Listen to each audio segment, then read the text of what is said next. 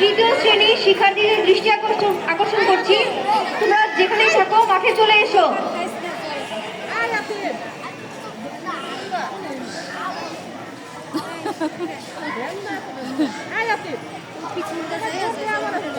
শুরু হতে যাচ্ছে দৌড় প্রতিযোগিতা। আমরা কি প্রস্তুত? ওকে, আমি বাঁশি ফু দিচ্ছি।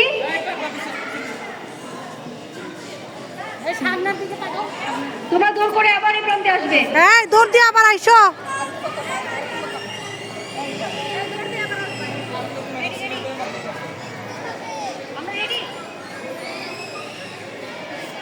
বাঁশিতে ফু দিচ্ছি।